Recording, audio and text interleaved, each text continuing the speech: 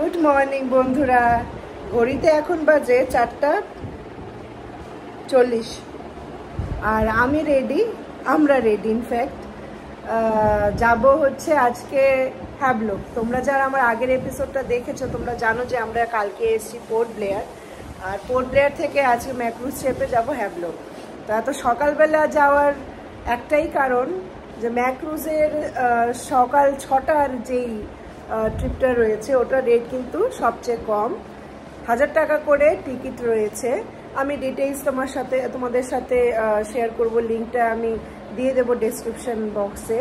তো এই ম্যাক্রুজটাই হচ্ছে সবচেয়ে লোয়েস্ট রেট, বাদ বাকি ম্যাক্রুজগুলোর রেট আরেকটু বেশি রয়েছে। তো ভাবলাম যে একটু না হয় ঘুমটা কমই হবে, বাট কিছু টাকার সেভিংস হয়ে যাবে।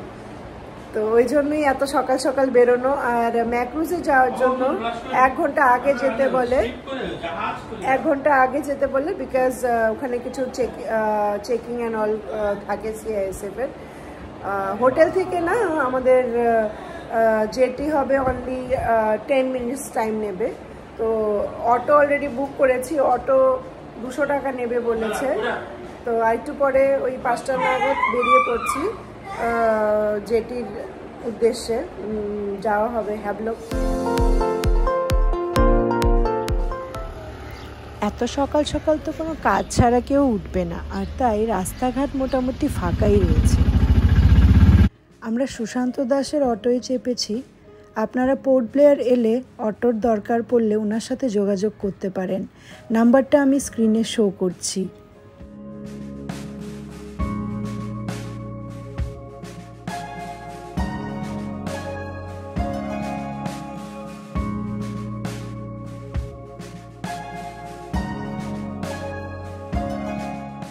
এন্ট্রিতেই CISF এর লোক বুকিংটা চেক করে নিল। সকাল হলেও ভালোই ভিড় রয়েছে। আমি যদিও মোবাইলটা অন রেখেছিলাম, এখানে কিন্তু ফটোগ্রাফি অ্যালাউড না। আধার কার্ড দেখে আর অনলাইনের বুকিংটা দেখে এই লাইনে দাঁড়িয়ে আমি টিকিটটা পাবো, আর আমার হাজব্যান্ড আর চিকু অলরেডি ভেতরে ঢুকে গেছে লাগেজের চেক ইন করানোর জন্য। পোর্ট ব্লেয়ার থেকে হ্যাবলক যাওয়ার জন্য নটিকা, ম্যাক্রুজ এই ফেরিগুলো আপনি অ্যাভেল করতে পারেন। আর অনলাইন বুকিং কোথায় হয় সেটা আমি দিয়ে দিচ্ছি। গভর্নমেন্টেরও ফেরি আছে, আপনি চাইলে গভর্নমেন্ট ফেরিও ট্রাই করতে পারেন। টিকিট নেওয়া হয়ে গেছে, লাগেজেরও চেক ইন হয়ে গেছে। এখন এখানটায় খানিকক্ষণ ওয়েট করতে হবে যতক্ষণ না ম্যাক্রুজটা আসে। সিস্টেমটা অলমোস্ট এয়ারপোর্টের মতোই। And the Makruzz is here.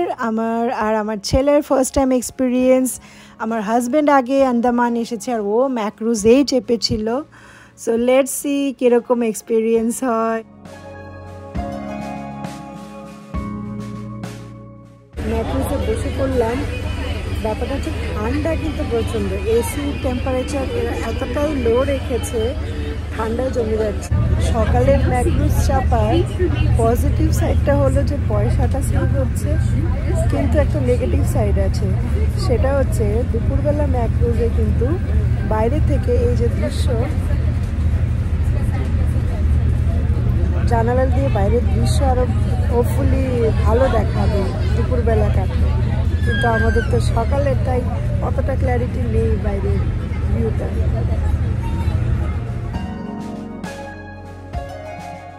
সকাল সকাল কিছু খেয়ে বেরোয়নি, আর তাই ক্রুজে একটু খাবার নিলাম আমরা।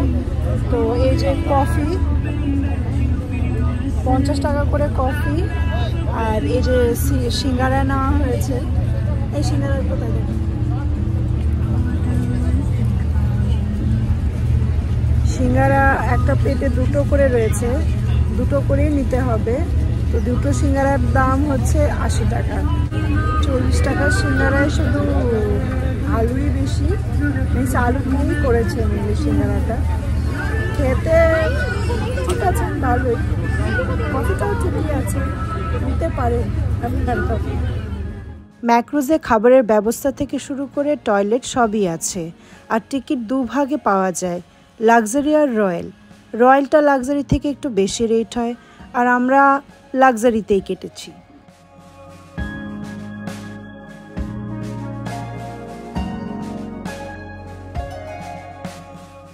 এই সিঁড়ি দিয়ে উঠে রয়্যালের সিট অ্যারেঞ্জমেন্ট রয়েছে। ফাইনালি উই রিচড হ্যাভলক বা স্বরাজদ্বীপ। হ্যাভলক পৌঁছানোর জন্য পোর্ট ব্লেয়ার থেকে আমাদের মোটামুটি 1.5 ঘন্টা টাইম লেগেছে।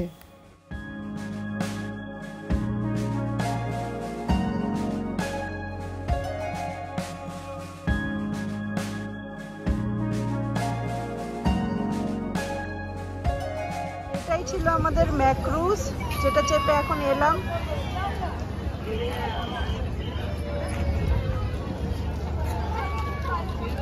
আসো আসো। ম্যাক্রুজের এক্সপিরিয়েন্স সত্যি দারুণ ছিল।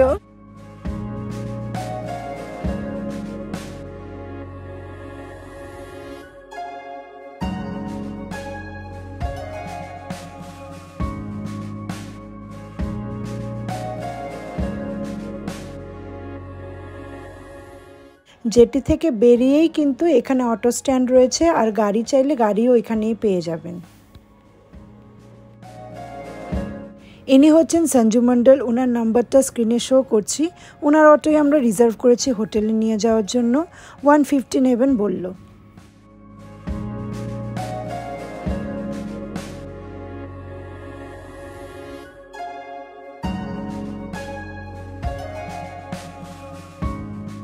পৌঁছে গেলাম ওয়ান্ডারল্যান্ড হোটেলে। এই হোটেলের সামনেও কিন্তু বিচ পাবো আমরা, আর এটা হচ্ছে গোবিন্দনগর বিচ।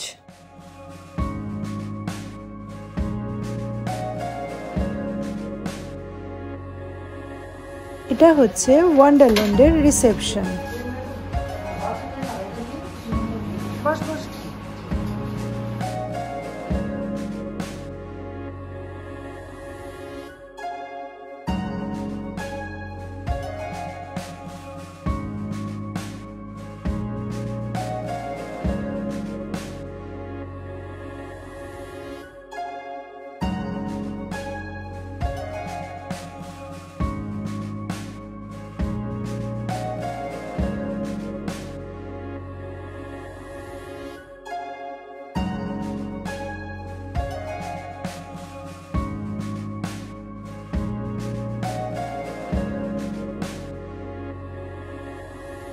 হ্যাভলক বা স্বরাজদ্বীপের ওয়ান্ডারল্যান্ড হোটেল।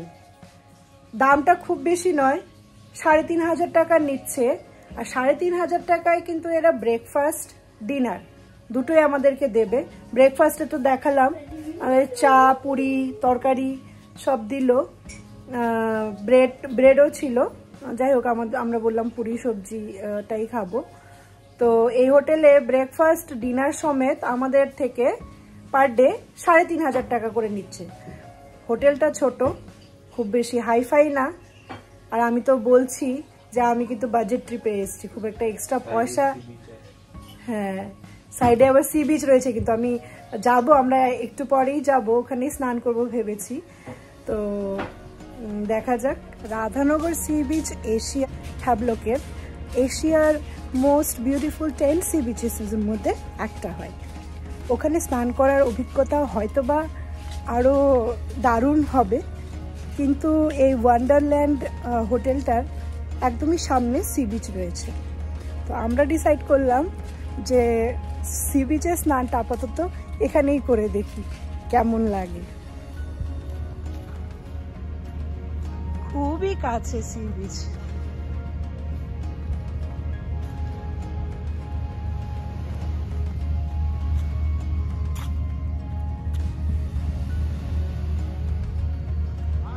এই যে এটা আমাদের হোটেল, আর আশেপাশেও অন্য হোটেল দেখা যাচ্ছে।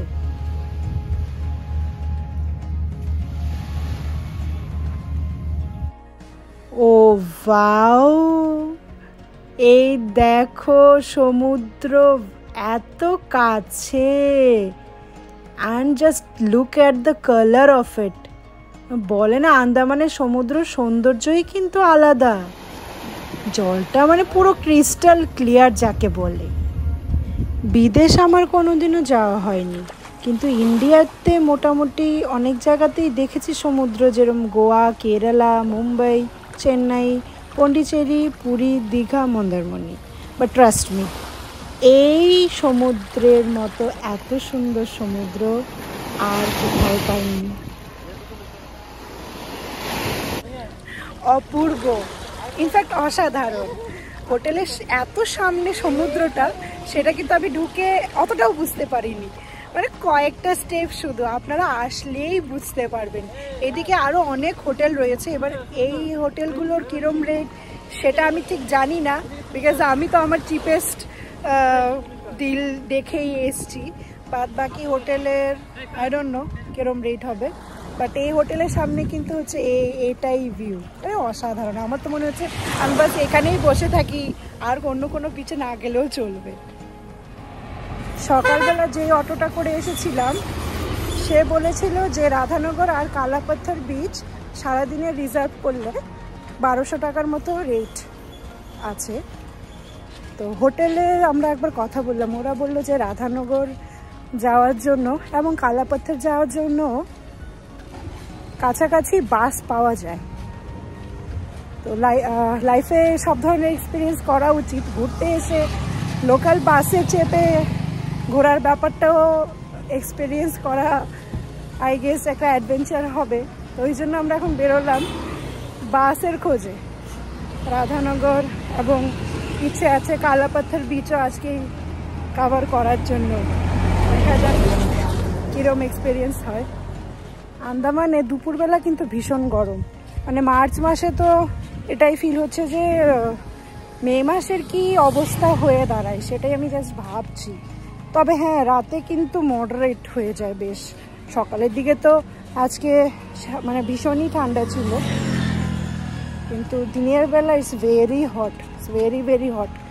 মানে if you are having the plan of coming to Andamans, টুপি, চশমা, ছাতা ওগুলো প্লিজ ক্যারি করবেন ঘোরার জন্য, ওগুলো মাস্ট। এটা হচ্ছে স্বরাজ দ্বীপের বাজার। আচ্ছা, আরেকটা কথা বলে রাখি, আপনারা কিন্তু ঘোরার জন্য স্কুটিও ভাড়া নিতে পারেন। পার ডে 600 টাকা করে নেয়, আর পেট্রোলটা নিজের ভরে নিতে হয়। পোর্ট ব্লেয়ারের মতো এখানেও দেখলাম ডাব আছে, আর 50 টাকা করে। প্রচুর জল ছিল। বাজারের এই জায়গাটায় রাধানগরের বাস আসে, বাসটা 30-40 মিনিটস বাদে বাদে আসে। তো আমরা এখন এসছি 15 মিনিটস আগেই নাকি বাসটা গেছে। তো maybe we have to stand for another half an hour আর মেবি 40 মিনিটস। তো আমরা এখানে এই যে আমরা এখানটায় ওয়েট করছি। আচ্ছা, একটা জিনিস আপনাদেরকে বলে রাখি যে স্বরাজ দ্বীপে কিন্তু আপনি হাফ লিটার বা 1 লিটারে কোনো জলের বোতল পাবেন না। যেটা পাবেন সেটা হচ্ছে 2 লিটারের বোতল। এই যে আমি এখন নিলাম। আর আরেকটা পয়েন্ট যেটা কিনা আবার পোর্ট ব্লেয়ারের সাথে ম্যাচ খায় না, বিকজ পোর্ট ব্লেয়ারে সব কিছুই মোটামুটি বডি প্রাইসই রেখেছে দেখলাম কালকে। এই 2 লিটারি বটলটা 35 রাখলো, কিন্তু এইখানে স্বরাজ দ্বীপে বডি প্রাইস থেকে জিনিসপত্রের দাম একটু বেশি। এটা 35-এর বটল 40 রাখলো। চিকুর জন্য একটা চিপসের, যেটা উনি খাচ্ছেন মহাশয়, চিপস যেটা খাচ্ছেন 10 টাকার চিপসও কিন্তু 12 টাকা রেখেছে। স্বরাজ দ্বীপে বডি প্রাইস থেকে রেটের প্রাইসটা একটু বেশি রাখা হয়। কালকে পোর্ট ব্লেয়ারে দেখেছিলাম যে পোর্ট ব্লেয়ারে বাঙালি সাউথ ইন্ডিয়ান মিক্স রয়েছে, বাট হ্যাভলকে বা স্বরাজ দ্বীপে কিন্তু মেইনলি দেখছি বাঙালি রয়েছে। আমার তো মনে হচ্ছে 90%ই বাঙালি এখানে।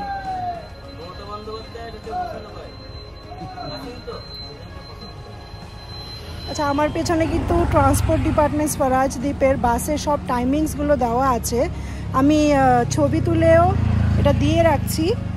আপনারা এই টাইমিংসগুলো দেখে কিন্তু বাসের টাইমিংসগুলো জেনে নেবেন এবং বাস চাইলে অ্যাভেলও করতে পারবেন। আমি ফটো তুলে নিচ্ছি, ফটো তুলে শেয়ার করে দিচ্ছি।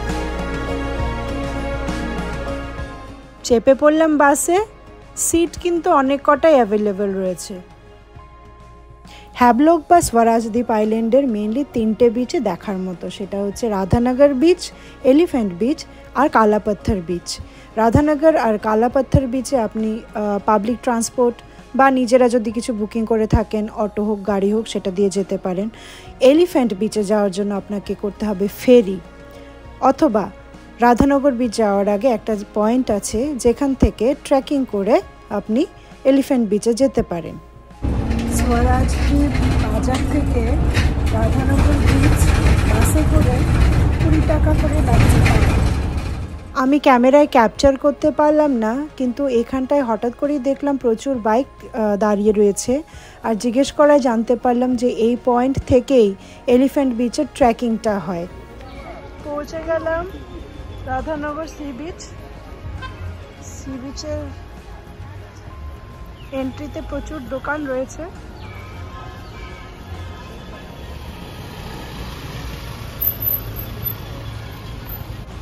ডাবের দোকান এখানেও রয়েছে, আর সব জায়গাতেই কিন্তু 50 টাকা করেই rate.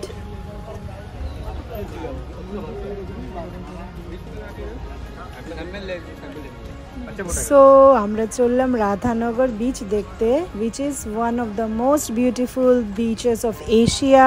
A TripAdvisor according say it is the 7th most beautiful sea beach in the entire world. So let's see Radhanagar beach কেমন ফিল করায় আমাদেরকে।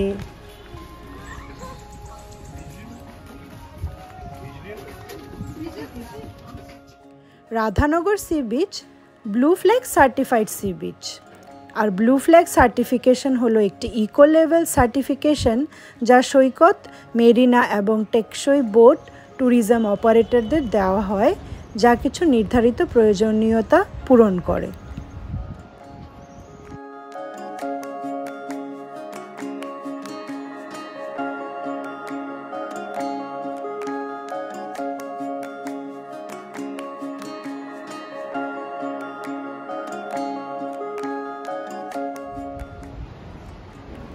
রাধানগর সি বিচ সকাল 6টা থেকে বিকেল 5টা অবধি অ্যাক্সেসেবল। 5টার পর আপনি আর সুইমিং বা কোনো কিছুই ওখানে করতে পারবেন না। আর রাধানগর সি বিচ কিন্তু সানরাইজ আর সানসেটের জন্য ভীষণই ফেমাস। আমরা সানরাইজ তো মিস করে গেছি, ইনফ্যাক্ট হয়তো বা সানসেটও মিস করবো, বিকজ এসছি আমরা দুপুরে, অতটা টাইম অবধি হয়তো বা থাকবো না। বাট আপনারা যে কোনো দুটোর মধ্যে একটা, ইদার সানরাইজ বা সানসেট রাধানগরের নিশ্চয়ই উপভোগ করবেন।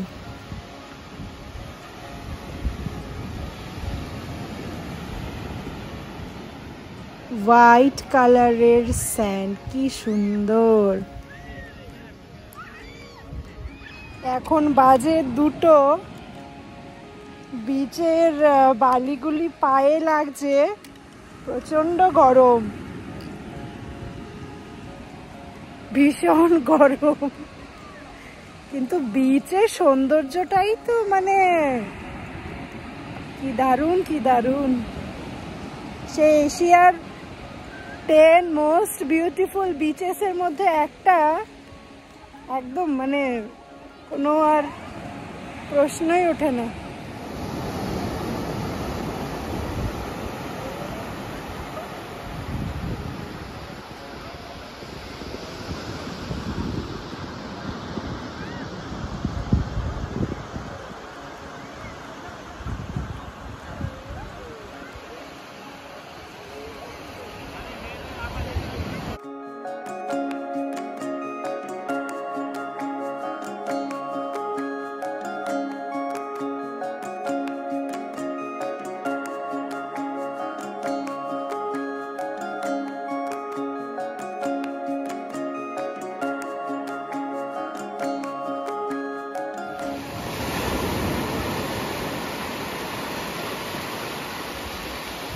আন্দামানের সমুদ্রের রংটা শুধু দেখুন, কখনো সবুজ লাগছে তো কখনো নীল লাগছে।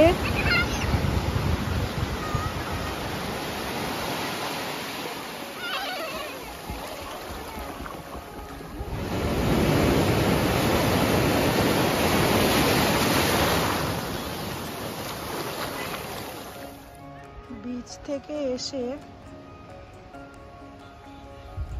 এই যে এখানে রয়েছে চেঞ্জিং রুম, জেন্টস এবং লেডিস দুজনারই চেঞ্জিং রুম রয়েছে। জেন্টস এবং লেডিস দুজনারই 20 টাকা করে চার্জ হয়।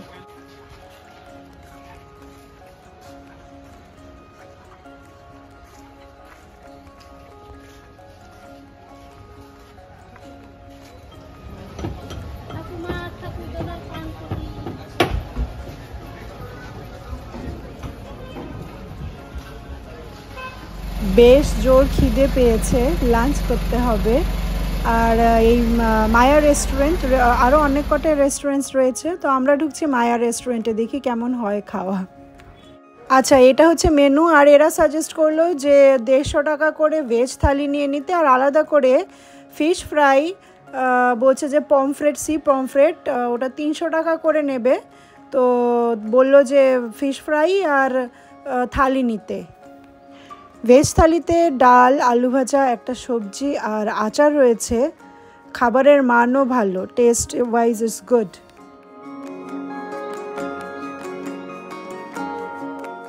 আর এটা হচ্ছে ফিশ ফ্রাই।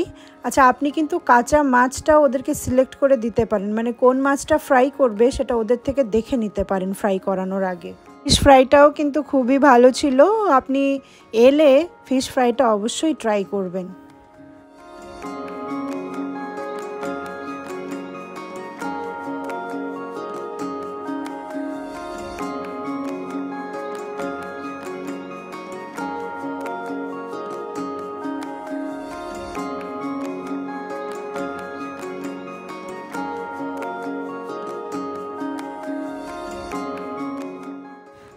সানসেট আর আমাদের দেখা হলো না, এখন ভাবছি হোটেলেই রিটার্ন করি। আর বাস কিন্তু এখানেই আবার পেয়ে যাব, 15-20 মিনিটস পরে পরে এখানে বাস অ্যাভেলেবেল হয়ে যায়।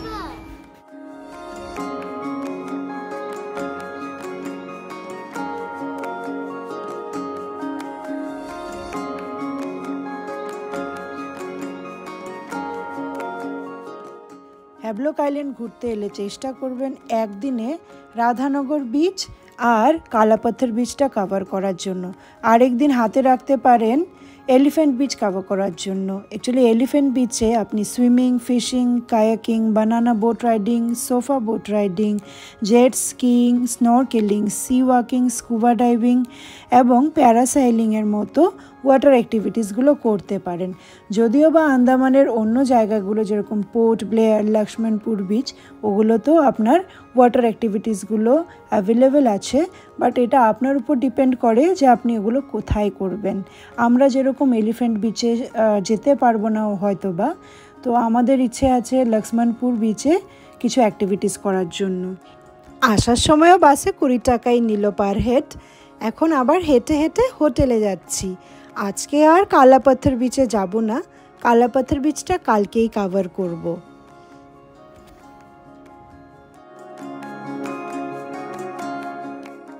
চলতে চলতে রাস্তায় চার্চেরও সাইনবোর্ড দেখতে পেলাম। এবার আর ঢোকা হলো না, নেক্সট বার এলে অবশ্যই যাব। এই হোটেলটা বেয়ারফুট স্কুবা। আমার হাজব্যান্ড মোটামুটি 12 ইয়ার্স আগে আন্দামান এসেছিল, তখন এটাতেই স্টে করেছিল। হোটেলটা বলল বেশ ভালো, আপনারাও ট্রাই করতে পারেন।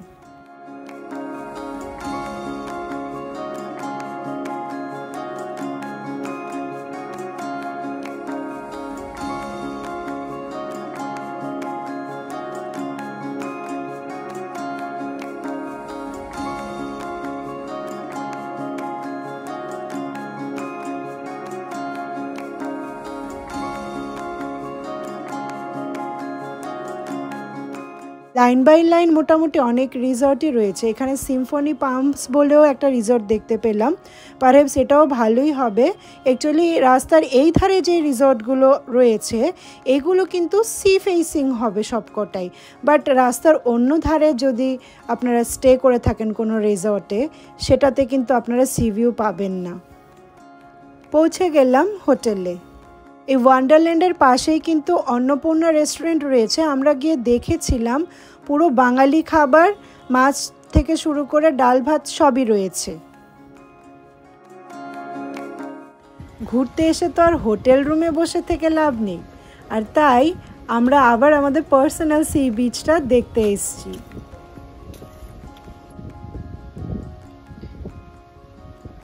আমরা যখন এসেছিলাম তখন সমুদ্রটা মনে আছে একদম একদম এই অবধি ছিল, আর এখন দেখুন ভাটা চলছে, সমুদ্র মানে অনেকটা দূরে চলে গেছে। কে বিশ্বাস করবে যে দুপুরবেলা সমুদ্রটা আমাদের এত কাছে ছিল? কেউ যদি এই টাইমে আসে ধরুন হ্যাভলকে আর এই হোটেলগুলোতে স্টে করে, তাহলে সমুদ্র দেখার জন্য কতটা হেঁটে যেতে হবে।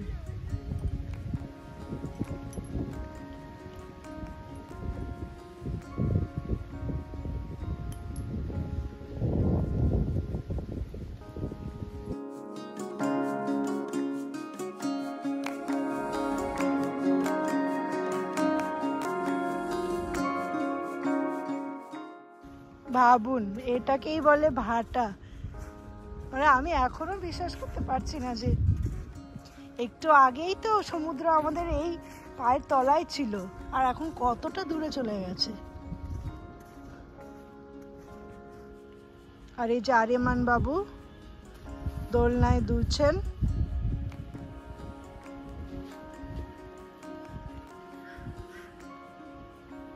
এখানে মোটামুটি সব হোটেলেরই একটা একটা করে দোলনা লাগানো রয়েছে। হ্যাঁ, প্রাইভেট বিচ।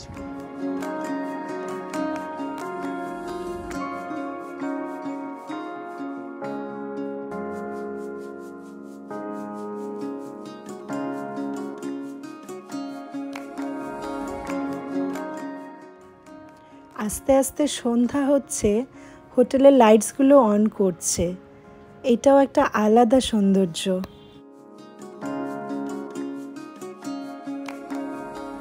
ডিনার হয়ে গেল।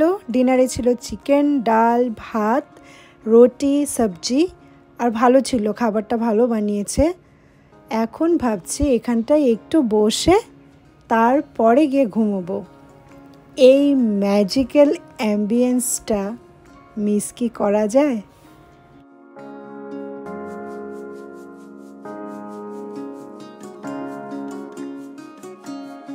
Thanks for watching my blog. যদি একটুও ভালো লেগে থাকে আমার ব্লগটা, তাহলে please please please like, share আর সাবস্ক্রাইব অবশ্যই করবেন। সায়ন্তিকা এখানে আমার ফেসবুক পেজ, প্লিজ এই পেজটাকেও ফলো আর লাইক করে দেবেন। আর ইনস্টাগ্রাম পেজ সিমিজ ওয়ার্ল্ডকেও কাইন্ডলি ফলো করে দেবেন।